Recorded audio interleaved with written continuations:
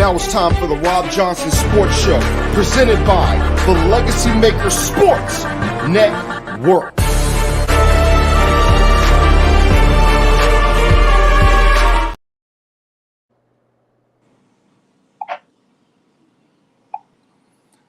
Hey, what's going on, everybody? Welcome to the Rob Johnson Sports Show, episode 52. I'm here with Larry Patterson. Larry, what is going on tonight, sir? What's up, bud? How you doing? What's up to everybody out there? What's up to all the sports lovers, the haters, addicts, and fanatics, and out there, and all those good people? Happy Father's Day to all the fathers, too. Most definitely. Ladies and gentlemen, we're not going to be on here too long tonight. We did have a special announcement. We're going to hold that off for a little bit. We're going to continue here with the Rob Johnson Sports Show and to let you guys know I will be doing more shows during the week. It won't be with Larry because Larry's, out there doing great things at Game Time Sports Network. He will still join me on Sundays, but I will be doing shows during the week. I'll let you know when I'm doing those, etc. We will have one tomorrow. I'll let you know tonight on Instagram and Facebook what time that show will be tomorrow. But Larry, I called you Joe. I'm thinking about. I don't know why I was thinking about. I don't know why my mind was on Joe DiMaggio for some reason. Do not ask me why I was thinking about Joe DiMaggio. They were talking about baseball all day. You're a big Yankees fan, and I was thinking they were talking about Joe DiMaggio and they were talking about Babe Ruth. They were talking about the best duos of all time. That could be a topic for us very soon. I was on Legacy Maker Sports Network the other night with the greatest duos of all time. So we'll definitely get to that topic very, very soon on one of our shows in the future. But topic number one, as you all see. Will the Jets be picking a quarterback in the 2025 NFL draft? That could be first round. That could be another round, but mainly first round because that's what we think about when we think about the Jets and where they could possibly be. So what's your opinion? What's your opinion there, Larry? Will they be picking a quarterback in 2025? It's a possibility for both. Like they could pick one. They, with Aaron Rodgers and his age and depending on how long he can go. The big season is this season right here is to watch how he does. But they also did draft Jordan Travis. I know that's not a big splash or and a lot of people not really worried about that. But they did draft Jordan Travis. They could go in another direction, and hopefully, if Jordan Travis does have the chance to do any kind of competing in the and develop. in the preseason and in the training camp to develop, maybe you got something there. But I'm going to say, yes, it's a possibility that they do. Yeah, and don't forget as well, they got Tyrod Taylor in that program now as well. He's a consummate professional. He's always looking to get revenge against Buffalo. But I looked up something, and I know we talked about overall quarterbacks, but I looked up the quarterbacks that they picked in the first round. Again, this is not the first round. We're not talking about the first round. This could be a whole bevy of things: second round, third round, fourth round, fifth round, compensatory picks, etc. But I looked up something, and this is very interesting.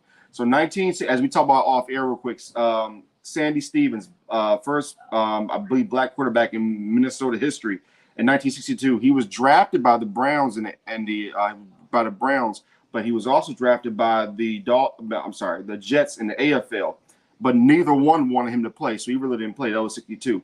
Then they drafted Joe Namath, of course, in 1965. He wins the Super Bowl in 69. Richard Todd Keith? I want to make sure that's right. Yeah. Ken O'Brien. I butchered his first name because I was trying to write all this stuff. So O'Brien out of UC Davis in 83, Chad Pennington in 2000 out of Marshall, Mark Sanchez in 2009 out of USC, Sam Darnold in 2018, and Zach Wilson in 2021. So basically, those were the 8 first-round quarterbacks the Jets have picked. The funny thing is, if you look at the records, their total records is 248 and 279. Those are the records of those first-round quarterbacks. Touchdowns, 657. Interceptions, 681. So the Jets' all-time first-round quarterbacks have thrown 248 touchdowns, 279 interceptions, 657 touchdowns, 681 interceptions. So you have to really look at that and ask yourself, the Jets have been mediocre at best when it comes to quarterback. I believe the quarterback with the best numbers probably was Chad Pennington. No, I'm sorry. That was Mark Sanchez, 33-29. 68 touchdowns, 69 interceptions. Chad Pennington, 32 wins, 29 losses, 82 touchdowns, 55 interceptions. Joe Namath had 173 touchdowns with 220 interceptions. And a 60-61 record, 60, 61-4, and he also, I believe, lost 2 to 4 games when he went to the Rams. So pretty much Joe Namath is probably one of the more overrated quarterbacks in NFL history. Won a Super Bowl. I mean, we got Nick Foles, we got Trent Dilfer, blah blah blah. But he's probably one of the most over. I mean, just think about it. What winning a Super Bowl can do for you in New York. So just imagine if Aaron Rodgers would win it. You see what I'm saying? So go ahead. It'll be monumental. That's all I was saying. Oh yeah, most definitely. So if you're the Jets, what you have to do right now, Larry, in my opinion, is this: you have to come into the season focused. You have to protect Aaron Rodgers. You have to run the football. You have to, going with your formula with your Denver Broncos when they won the champion. They finally won the championships. They put it on Terrell Davis's back. They finally put it on Terrell Davis's back. That's what the Jets have to do. The Jets have to put it on the running backs. The Jets have to make sure that they're running the football, protecting Aaron Rodgers, and playing tough defense. That defense had some cracks in it last year. So if that defense has some cracks in this year, Larry, and Aaron Rodgers can't stay healthy, I can definitely see them picking a quarterback next year. And there's good talent in the NFL draft next year, quarterback wise. Yeah, absolutely. And to piggyback over what you was talking about with the running backs, I mean, you got Breece Hall there. He had a pretty extraordinary year last year after coming off of the ACL, and then you drafted a Braylon Allen, a big body running back. So when you talk about depending on the run game, those guys right there could, take on the load right there. So the Jets, if they don't win it this year, is this a bad kind of signing for the Jets? I mean, a trade for the Jets. I mean, being that Aaron didn't play last year due to an injury, and then you say you don't get it done this year. Well, we know that he's not going to get the scrutiny. He's Aaron Rodgers. Of course, a lot of people, I hate to say suck up to Aaron Rodgers, but a lot of people suck up to Aaron Rodgers, so he's not going to get the same criticism. The people do criticize him, sometimes it falls on deaf ears because of his greatness. But, he doesn't win a Super Bowl in a long time. You can say the same thing Mike Tomlin hadn't won a Super Bowl in a long time, but their greatness has been personified. But you look at the guy, your former guy in Denver, Russell Wilson, probably hadn't been for him. Aaron Rodgers probably would have gotten to a few more Super Bowls and won some championships. So, I mean, those two guys are a little bit intertwined in a sense because, you got Russ in the AFC. For me, I think would be something cool, and I know it probably ain't going to happen. It would be cool if Pittsburgh played the Jets in the AFC Championship game. To have those two guys go at it, it's not going to happen. I don't think it's going to happen. But it would be cool to see those guys go at it one more time to see who can go to the Super Bowl because people forget they had such a great rivalry when he was in Seattle and Aaron Rodgers was in Green Bay. So you got two guys now in the AFC, two bitter rivals. We'll see. It's going to be very interesting between those two older guys who can get it done. And, whoever doesn't get it done, there is a good chance that the quarterback, because we're not sure if Justin Fields will be there long term in Chicago. He got traded for a 6th-round pick. He can still get cut. People don't realize that. He can still get cut in the preseason, right? He still could get cut in training camp. So it'll be interesting to see, especially from the Jets side, especially those numbers I gave you, those names I gave you of all time, just how much they've struggled with picking quarterbacks. Hey, when you was talking about the Jets in those Mark Sanchez days, they went to back-to-back AFC Championship title games. Yep. Mm-hmm. Did they play Pittsburgh in one of those games? I believe so. Because if Pittsburgh won the Super Bowl one of those years, remember I believe they went to New England and they had the can't wait game by Bart Scott, and then they went to Pittsburgh and got beat. Because remember they had the Bart Scott can't wait, and then they had to wait. They had to wait a little bit longer. But those Jets teams with Rex Ryan could have done a lot more. Those Jets teams had weapons. Mark Sanchez, I feel like he had a winning record in New York. Bottom line is just that he, fell out there. You know what I mean? So it's just one of those things, Larry. But we'll see what happens with the Jets. We'll talk about the Jets a little more as the offseason goes on. Now let's go to the WNBA. Let's talk about the sky. Let's talk about the fever. And for all the criticism that this young lady, Caitlin Clark, gets, some of it justified, other times not. Today, she came into rare form. 23 points, 8 rebounds or 9 assists. I have to look back at the numbers. But the bottom line is 23 points, 8 rebounds, 8 assists. Only 2 other rookies have done that all time, Asia Wilson and Candace Parker. That right there that's good company, my friend. Whenever you can do something like that, you're in great company. Now, Angel Reese had 11 points and 13 rebounds. A little bit of controversy today, as they said that she I guess she hit her upside the head or whatnot, and people were going crazy online. You even had the owner of Barstool Sports hoping that the young ladies would get hit, somebody would come and hit one of the young ladies in the face who kind of like got in Caitlin Clark's way as she was driving to the basket. The commentary online was just a little bit ugly today. Leah Boston, 19 points, 14 rebounds. But Caitlin Clark had a huge game again, 23 points, 8 rebounds, 9 assists, and the Fever win the game. What are your thoughts on today's game? And Larry, what do we have to do to stop all this extra crappy chatter, man? Because you got grown men wishing that women. I'm serious, Larry. And it's pissing me off. You got grown men wishing that women are getting their nose broken, and you gotta, then the sky are being called thugs, and people are putting jail suits online. I mean, it's getting ugly, man. Let's stick to the game first, and then talk about the other stuff because they don't talk about the game. Talk about the game first. Well, with this game, man, it was in the first half, it was in the first three quarters, it was pretty close. And then partially in the fourth quarter, Camila Cardosa, let me tell you, that first half, she was crashing them boards, bro. She finished with 10 and 10, I do believe. She had 6 rebounds. Uh, she yeah, like I said, she been crashing the boards. She had a pretty good game. Um, who was it? Who's the other girl? Kelsey Mitchell. She also had a good game. Yeah, she had a But really good game as well. Yep. when you talk when Caitlin Clark, I mean, people had their opinions and whatever, but she hit some big shots. She made some plays. I am going. Definitely. Uh, Angel Reese finished with her sixth consecutive double double. Yep. So, um, and the beautiful thing about this, guess what? These two teams play next Sunday at 4 o'clock. Yes, sir. Yes, sir. And I cannot wait for that game, man. And like I said, the problem, Larry, a lot of times, man, is that we got so many people. We got so many people out here trying to judge these young ladies and do this and do that. Look, why can't we just enjoy the basketball game? Basketball is tough and hard. And I think one of the issues with Caitlin Clark is everybody thinks that she's this really sad, lonely girl who can't defend herself, blah, blah, blah. Caitlin, does people realize that Caitlin Clark was in the top 5 of her class with Angel Reese? This girl is no slouch, and I never said she wasn't good. What I was saying, folks, was this simple fact right here. I was saying the simple fact that, guys, you have to stop coddling her. And somebody said something today on Facebook, or somebody shared something, and it bothered me to all heaven.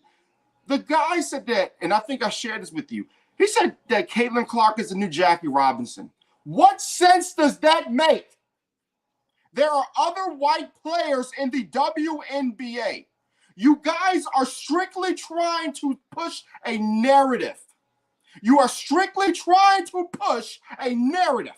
And we understand why you're doing it. Because when you divide Americans, guess what? Everybody's at odds. But guess what? The media is winning. You guys remember East Coast versus West Coast war? I'm not comparing these things. You remember what happened with the whole East Coast, West Coast, where they admitted the media, hyped it up even more, and then the people hyped it up because guess what? They were making money. They were making cash. They were getting rich. But guess what? In the times of getting rich, in the times of getting pub, you are hurting the game. You are hurting these young ladies. You're hurting Caitlin Clark. Stop. Just because she looks a certain way and she's a white girl and you think that she needs protection, she's tough. Have you seen her? Have you seen what she did in high school? Do you know how hard it is to be a top 5 player in the nation, in the world? She's a great player. Stop treating her like she needs a hug. Go ahead, Larry. Damn. Steve Smith talking about how she's you got to protect the asset or what protect the meal ticket or whatever he said. Look, man, that don't stop you from playing physical against her. Like you trying to win a championship at the end of the day. I know they're not in a position to even compete, but still, it's But competition. but that's the thing. They've won 2 straight games and they've played better, and that's because of Yeah, Aaliyah Boston. Aaliyah Boston's been playing better, and that's really, the other thing that really ticks me off. Aaliyah Boston is the reigning rookie of the year. yeah. They have a good young basketball team, and they keep saying, "Oh, why don't they fight back?" Blah blah blah. Then as soon as Aaliyah Boston goes off and knocks somebody out, what happens? She's a Oh, thug. She's a uh, thug. That's what that they'll say. They'll call Aaliyah Boston a thug if she went and hit somebody. get But what that. they do need to do, yeah, go ahead. Go ahead with your point, man. I was Well, just I'm saying, just saying because Caitlin can hold her own. She's a tough girl. She's a tough girl. She played in Iowa. Like, and there's tough basketball players in Iowa. It's a lot of good players. But then, what do you want Angel Reese to do? You want not to play tough? She just got clotheslined a few weeks ago. Shook it off. She shook it off. These girls are tough. The W has been tough. Do you know how many great white players we've had in the WNBA? But everybody wants to make it like Caitlin's the only one. They want to make this narrative. And let me read this comment real quick. Say, Rob, the narrative is driving me crazy. From Sean Kinley. Yeah, she is an excellent player, but they need to stop. The girl holds her own. Yes, she does. She holds her own. And Larry, we keep it fair. We keep it balanced on this show. I said earlier today, am I the biggest Caitlin Clark fan? No. But when it comes to being fair, I will be fair and say when she did something great. And she was great today. Go ahead, sir. yeah, I had to get that out, man, because some of these online comments, and for the owner of Barstool Sports to say what he said today, I think I send it to you. If you get a chance, maybe put that online, or I'll put it online soon, or maybe even tomorrow, because I'm still heated about that. And that's still the same dude, Dave Portnoy. That's still the same dude. Remember when they had the national championship game and with the whole all that Mm-hmm. yeah, I believe he had made a comment about Angel Reese and it was kind of threatening. But I believe he did do that. No, And yeah. but he says nothing when Caitlin's doing it. So we already know what it is. But as you were saying about Leah Boston, shout out to her. 5 blocks today, Yeah. 19 points, 14 rebounds. Big freaking game by her today. Yeah, man. Yeah, man. And I gotta give these young ladies their love as well. This little graphic we have right here. Angel Reese and Camila Cardoso are the 5th pair rookie teammates. 5th pair of rookie teammates in WNBA history to record 10 points, 10 rebounds in the same game. I'm telling you, man, it's not going to happen this year. It's not going to happen. It was not going to happen this year. But year 2, year 3, these girls are going to start making a huge impact, especially when Cardoso gets healthy. She can start getting in better shape. But before we go to our WNBA headlines, Larry, as I was walking today, and I was going to get in the car, coming home, finished setting up for the show, man, I thought about one thing.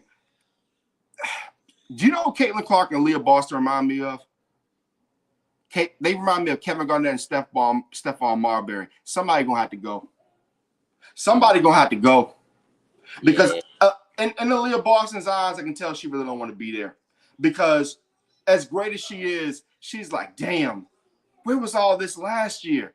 I was a champion. I was a scholar. I'm a great player. Beautiful. Can speak well. Do all the things. And then in one game against Caitlin Clark, I got labeled. Mm-hmm. So if I'm Caitlin Clark, and if I'm the WNBA is smart, by the way, I think they're going to have her in Golden State. In my opinion, as big as Indiana is for her, I think that Golden State would be perfect for Caitlin Clark. She could build. You want her to have her own platform? She can go to Golden State, build that whole thing up. They got another team coming too, right? Yeah, Toronto and in Golden State, the Valkyrie. Yeah, yep. So, mm-hmm. You're gonna need some staple pieces up there. And that's a building block, because it's not like you can tell me that she's gonna be the best player in Indiana Fever history or Leah Boston, because they both have a steep hill climb, because you're talking about Tamika Catchings, and you're talking about a player who took that franchise from obscurity to champions, beat the Minnesota Lynx. Do your research, people who don't know who I'm talking about. They beat the Minnesota Lynx during their power. Simone Augustus, Maya Moore. Ooh. Right there. Yeah. Breaking it down for the people who don't know. Championship team. Exactly. So, Larry, let's go to our WNBA headlines. Everybody keeps talking about Caitlin Clark and Leah Boston. Well, we're here to talk about different things. Larry, give them your top 5 real quick WNBA headlines before we go to our third before we. This is our 2B topic. So give everybody your top 5 WNBA headlines, man. This should be very interesting, and we better not have the same ones. So for number one, I'm gonna give love to Alyssa Thomas of the Connecticut Yes. Sun. She is 2 assists away from averaging a triple double. She averages Woo! 10 rebounds per game, and she's at 8.2 assists per game right now. She's 2 assists away from a triple double. That's monumental right there. That's my first one. Crazy. Second, the West is loaded. If you look Yes, at it, sir. know you're looking at the Vegas Aces, and they're 6-6 right now. The Phoenix Mercury. Big shout out to Brittany Griner. We're gonna get to her in a second. But the Phoenix Mercury at 7-7. Seattle Storm 9-5. Minnesota Lynx 10-3. Like, these girls are balling out there in the West, and you've got basketball up until like August, September. Man, it's gonna be interesting. The East, just the two powerhouses, Connecticut Sun and New York Liberty. So, speaking of the third one, speaking of Brittany Griner, the last 3 games, 28, 25, and 24. 9 rebounds and 2 blocks. She's playing her ass off. Hey, and people forget Brittany Griner. They were talking about her going to the NBA one time to the Dallas Mavericks. People forget that. But yeah, when people talk about people transcending the game, don't forget about Brittany Griner out of Baylor, man. She was just different. Yep. And I'm going to give love to Asia Wilson, the best basketball player in the WNBA, averaging possibly the world, possibly the world, 28 points per game, 11.5 rebounds per game, leads the league in both. She's shooting 43% from 3. When has Asia Wilson shot a lot of threes? Or shot 3% from 3? Hey, real quick. You know, it'd be crazy. People are talking about Angel Reese's game. Imagine she adds a 3-pointer in her game. She'll be next Asia Wilson easily. But go ahead. And she shoots 51% from the field. And the last one, shout out to De'Erica Hamby of the Los Angeles Sparks for getting her extension this past week. She does lead the Sparks with 19.7 points per game. I might as well say 20 and 11 rebounds. And she 1.7 steals per game, shooting 46% from 3. And another one, shout out to Arike Ogunbowale. She's leading the league with almost 40 minutes. She's playing almost 40 minutes of freaking game, and she's averaging 2.9 steals per game. She ain't getting a lot of recognition. So talk about an all-star, not all-star. Talk about a snub from the Olympic team. That's crazy. That's the one people really need to talk about. And I'm telling you, man, if she goes into free agency, it's going to be some teams that are going to want her, especially probably even some of those expansions. She's huge for Dallas, man. But I'm going to tell you something. I would love to see her in Chicago. Imagine her in Chicago with the new Twin Towers. You know what? No. How about this? The Sears Towers. We were calling them the Sears, the Twin Sears Towers. How about that? Yeah, man. So look, here's mine, man. So there's no secret. Aaliyah Boston, last 2 games combined, 46 points, 27 rebounds. Guess what? They won the games because Aaliyah Boston is the reigning Rookie of the Year. She won a national championship. She's legit. She's Aaliyah Boston. She tied her career high last game before today against Atlanta with 27. Number 4, the Aces are 6-6. However, they are missing Chelsea Gray. Chelsea Gray is critical for the Las Vegas Aces. They call her the point guard for a reason. I had a guy last year say she's the point guard, and he was right. I was wrong. So shout out to that dude. Whoever, you know who you are. You told me she was a point guard. I was like, no, she wasn't. But guess what? You're right. I was wrong. So they got to get together. Asia Wilson is on a just absolute tear right now. And before I go even further, you mentioned that 28 points. Let me show this graphic to you, Larry. Do you see this right here? Do you know what this is? Look at that right there. Let me tell you what that is. That is already the all-time single season in scoring in WNBA. Right now, if Asia Wilson continues at this pace, she will break Diana Taurasi's 2006 record of 25.29 points. But when we talk about Arike, look at where she is. She only about 3.8 points of a point away. She's like 3 points away from that. So look how great she is. Look at Maya Moore. Look at Maya Moore, 23.8 points in 2014. Lauren Jackson, Deladon, Brianna Stewart. They're all Diana Taurasi. They're all white. For all you people that said there's never a white player in the WNBA, just wanted to mention that. Kill the narrative, please. Jewel, hey, but I'll tell you something, and I should have mentioned this young lady too, but I'll mention her in a second. I'll mention her in a few. Jewel Lloyd, man, she's playing great basketball. I remember I told you I covered her in the WNBA Finals. So underrated, man, so underrated. But yeah, the Aces will be fine. They're 6-6, but I think they'll get things going soon. They better, because the Mercury are coming. And Brittany Griner, speaking of Brittany Griner, like you said, came back. She's played 4 games back so far. And the first game she started out with 11. Since then, 24, 25, 28, 499. She's averaging 22 points and 7.75 rebounds per game. When I tell you Brittany Griner is dominating these folks, she is dominating these folks. And I'm telling you something. I cannot wait. Brittany Griner is 33 years old. And people say, oh, why does she do this? Listen, whatever happened in Russia, right? And, was she wrong? Yeah, you can't take things to other countries. We got it. Cool. But at the end of the day, no matter what you think about her, no matter how masculine she is, no matter if she has a deep voice, at the end of the day, it's a woman. Respect the woman.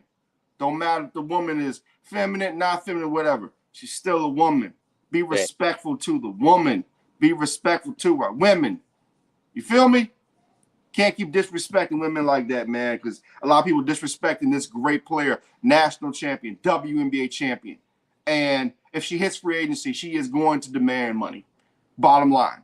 She's 33. She's still out there balling. She can still dominate. She can still dunk. Respect this woman and respect her craft and what she did. Number 2, the Minnesota Lynx and the Seattle Storm. Larry, these are 2 of the best franchises in the history of this league. Both have 4 championships apiece. When you lose a Brianna Stewart, when you lose a Maya Moore, and your franchise just does not have the same oomph to it. The way they've come back, like you said with the record, Seattle being 95, and then Minnesota with the 10-3 record.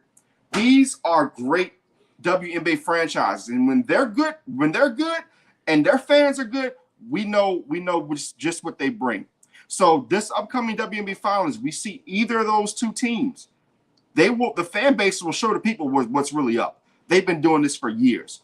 So that's my number 2. Number 1, Asia Wilson. 28 points per game, 11.5 rebounds a game.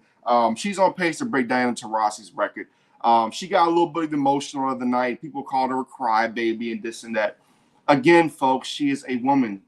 Women sometimes get a little more emotional than men. Sometimes. That's not that case a lot these days, because both men and women can get emotional. But respect what she does. She's playing a hard game. She has to go through things as a woman that a lot of us guys don't have to go through. And that's just the truth.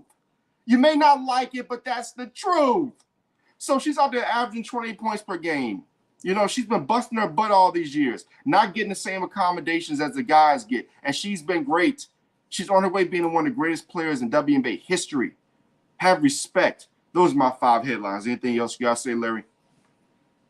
Nah, man. But Enrique Ogbowale better not be left out. Do they still have the WNBA All-Star game? Oh yeah, definitely. Yeah, definitely. No, and that's what I was gonna say. She's not gonna get left out of that. But that's what I was saying about the Olympics. I can understand Caitlin Clark and some of these other players, but no, definitely all those players need to be in the All-Star game, because I think that, in my opinion, the All-Star game, you don't be as stringent on it. I don't want to hear all that crap like they do in the Olympics. The Olympics, I get it. Now, we talking about the All-Star game, you better have all those names in there, because you have that would be a great way to definitely market the league. So I don't want to hear anything about the All-Star game. No. You make sure the All-Star game is filled with all your stars. All the other crap, I don't want to hear that. You know what I mean? So definitely. Now, let's go to number 3. We're going to talk about real quickly the AFC and NFC South. As we see the graphic here, sir, the AFC and NFC South, and in your opinion, who is your favorite right now when it comes to the NFC South, and how do you see this division playing out? Well, you said not your ultimate prediction, but just how do you see it right now, the NFC South? And for me, when I look at the NFC South, The first thing I think about are three things. Number one, will Baker Mayfield regress? Number two, will Derek Carr continue to be average? And number three, what the hell is going to happen in Atlanta? Especially if Michael Penix lights it up in the preseason. Good God. Go ahead, Larry. Yeah, very interesting points on all those. Derek Carr, I feel like this is his last year there if he doesn't do anything with this offense. Um, can Baker repeat what he did last year? I know that they were 9-8, and if it wasn't for the division, the sorry division, then maybe they wouldn't even reach the playoffs. But you got to have a winner in the division, and they were that. So can Baker Mayfield, after he got his big deal over the offseason, can he lead Tampa into the playoffs again? Uh, where we at with Atlanta? Um, I think Kirk, if he can stay healthy, I think that this can be a very strong team. I know me and you, Rob. I know we talk about the Atlanta Falcons pretty much like a joke, but if they can be a very scary team with Bijan Robinson there, and then Drake London, Kyle Pitts there as well. So, and then I think they're cooking some things up on defense. They drafted some defensive linemen in the draft. Yeah. What that looks, and then Carolina. How will Bryce Young look in his second season? I think Carolina's going to look better this year, man. I honest to God think Carolina's going to look better. If you think about it, I mean, they went toe-to-toe with Green Bay and lost 33-30 at the end of the season. I mean, they started playing better, and Bryce Young should have some decent weapons there. I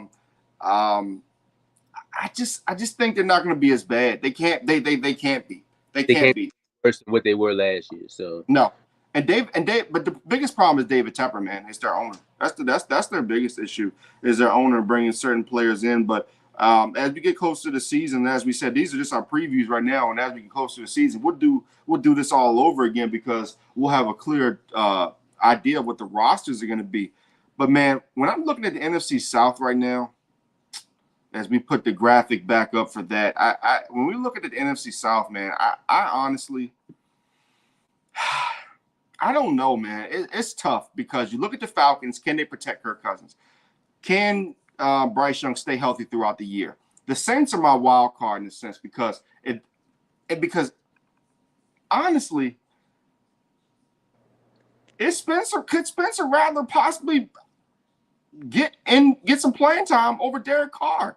good. Could he possibly do it? Because when we look at Derek Carr's career, what has he done? And then he made that great playoff run with Bisciotti, who they never should have fired. Not fired, but let go. They don't get rid of Bisciotti. Who knows where the Raiders are now? You know what I mean? But they got Antonio Pierce. But that defense is still legit, man. He still got Alvin Kamara. I mean, I'm sure he still has a lot left in the tank. They got Olave, but I just don't believe it. I believe in the Saints, and I don't believe in the Saints. In this division, for me, Larry, I believe in the teams.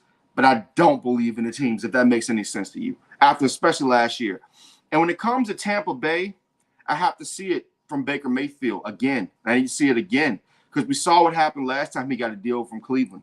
When he won that playoff game in Cleveland, got a deal, what happened? When Baker Mayfield is not when his back is not up against the wall, he kind of has a tendency to shudder a little bit. Yeah. Mike Evans signing his deal over there. They done lost a little bit over there too. On the defensive side, yeah.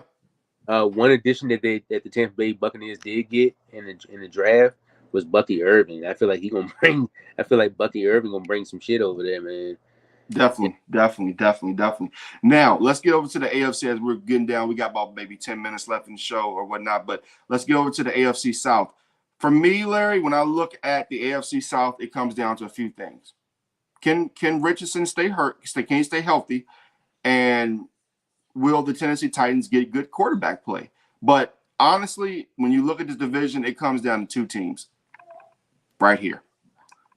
These two teams right here. Houston Texans and the Jacksonville Jaguars. Trevor Lawrence gets $200 million guaranteed, $275 million contract. I showed you the other day the graphic where he's close to Daniel Jones as far as numbers. First of all, do you trust Trevor Lawrence to come in? I like Trevor Lawrence, but he's had his up and downs. Do you trust him to come in and make it happen this season? Um, Honestly, I'm honestly I don't know.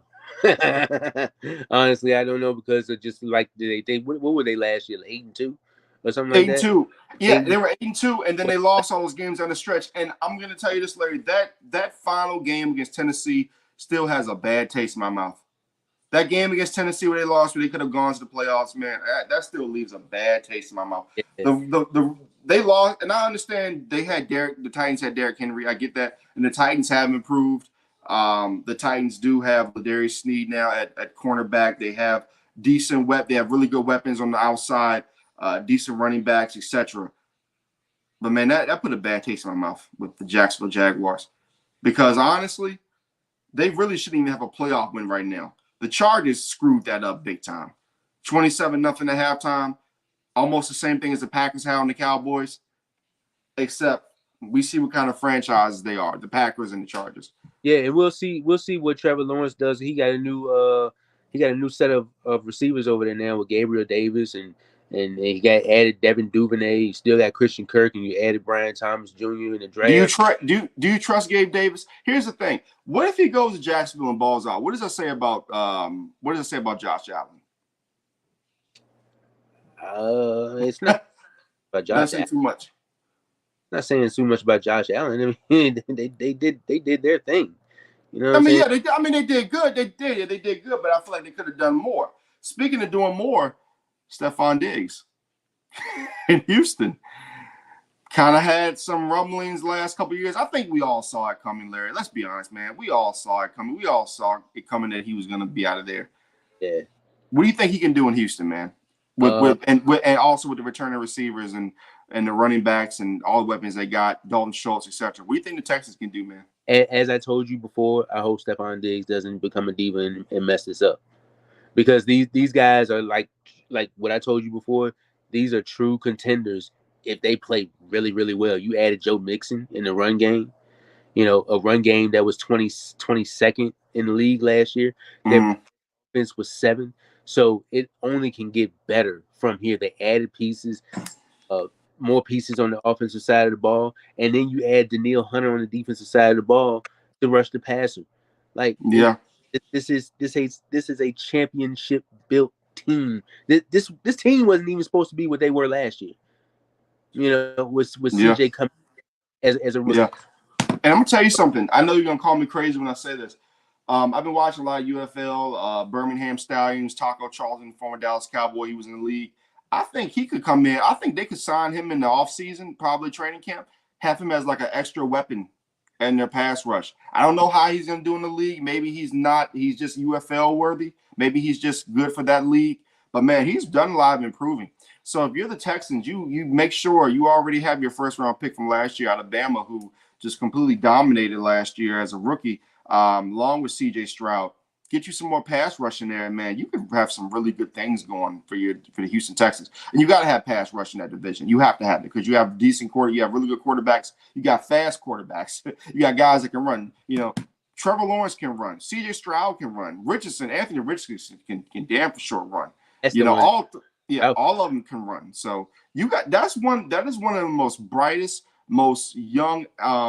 Will Levis can run as well. Will Levis, he's not the fastest guy, but Will Levis can move. So you have a really competitive young division right there, man. So you got to keep it, So right now, and again, we're going to be picking these again.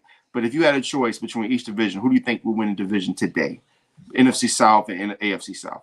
I know on my end, I would say today by default the Falcons and the Texans.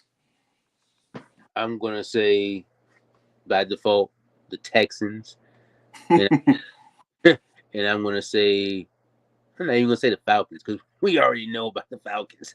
Oh my God, man! Okay. Let's go next topic before we start getting hate mail from Falcons fans. Larry, all right. So I was gonna say WNBA, but NBA game 5 tomorrow night. Mavericks, Celtics. Do the Celtics close this thing out? They better. After getting beat down by almost 40. They better. Because if they don't, what happens? If they don't, if they don't close this out tomorrow, it's going 7. It's going 7. Oh I yeah, said if they don't close this out, it's 4. going 7. I said it was going 7 before, but if they don't get it done tomorrow, it's going 7, like you said. So, but I do think it's over tomorrow though, because the Celtics, they deep, their role players play relatively well at home, and Mm-hmm. Luka's going to have the game. It was like Kyrie as well. Those role players are going to have to play just as well as they did in Game 4. So, Larry, what happened 20 years ago? what was 20 years ago? To 94? No, 2004. 2004. Yeah. Yeah, what happened? What happened 20 years ago that still probably has you going crazy to this day? 2004. That was the year that didn't the Lakers win? No, the Lakers lost. Nah, a certain team came back from 3-0. David Ortiz. Oh, yeah, you going to baseball? Oh, yeah. No, the reason I'm bringing it up is because of this. Because the reason I'm bringing it up is because of this. It's kind of eerie to me. It's been 20 years. The Yankees are playing the Red Sox tonight. Yeah. And the Boston Celtics have a chance to give up a 3-0 lead. And I brought it up because you both love history. And wouldn't it be crazy if that happened 20 years later? That another Boston team reversed and lost a 3-0 lead 20 years later. I'm telling you, something's in that Boston air as far as sports. I'm telling you, people better not lose tomorrow, man. Chances of NBA teams, coming down from 3-0. I'm telling you, man, you can't always go by that. Like things change on a yearly basis. Yeah, and I'm gonna tell you something else where everybody screwed up at. Luka took a beating the other day by the media. Luka took an absolute lashing. And Kyrie did too. Tell me, man, don't let them win tomorrow night in Boston. They win tomorrow night, the thing goes 7. They might win this thing. Man, if Boston, they rise. Yeah, Boston better win tomorrow night. That's all I'm gonna say on that. So who do you got? You say you got Boston tomorrow night? Boston better win tomorrow night. Yep. I got Dallas. I got Dallas to be upset. Even though I'm hoping because I want Tatum and them guys get their championship, Jaylen Brown, etc. That's got a bad feeling of Dallas gonna win that game tomorrow night. But I digress. So Larry, that was our last topic. Let's go to our last topic of the day where we tell the world. Tell the world how you feel.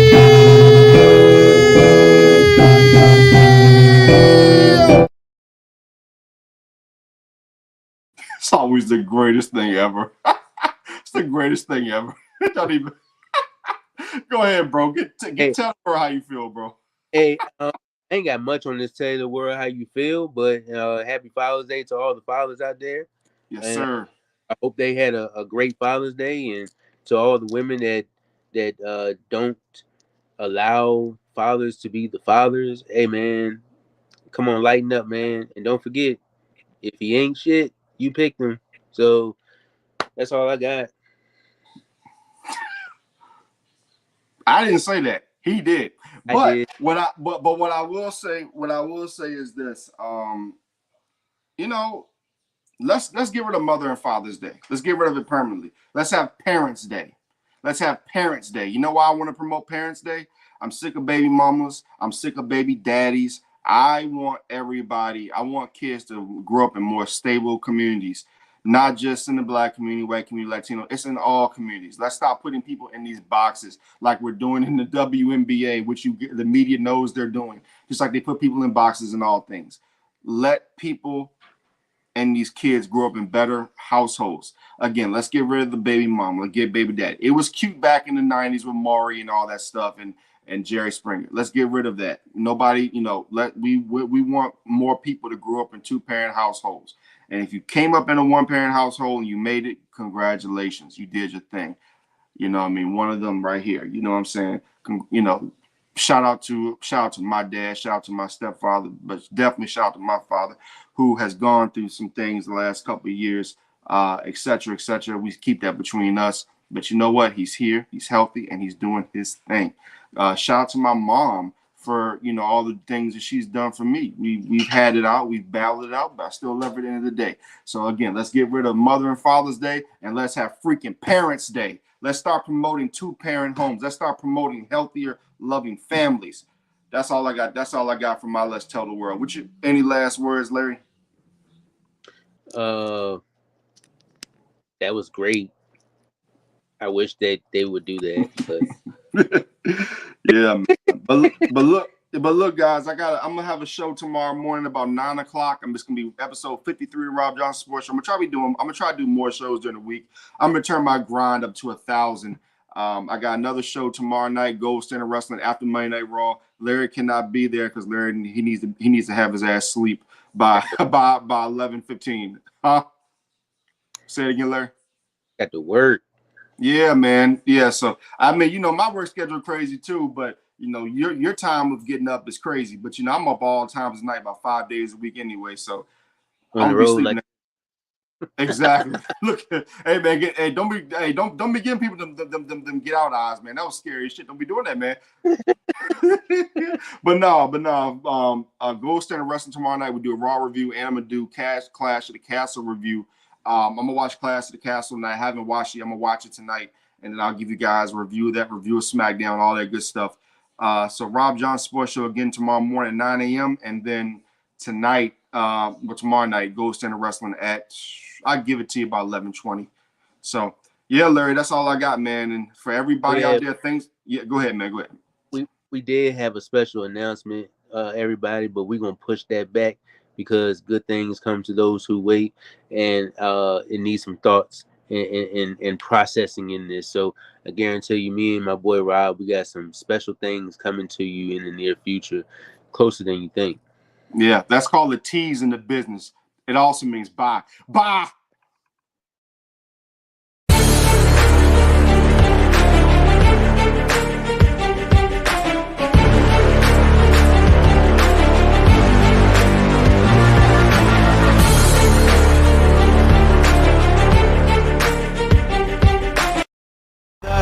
It's caught in the crossfire.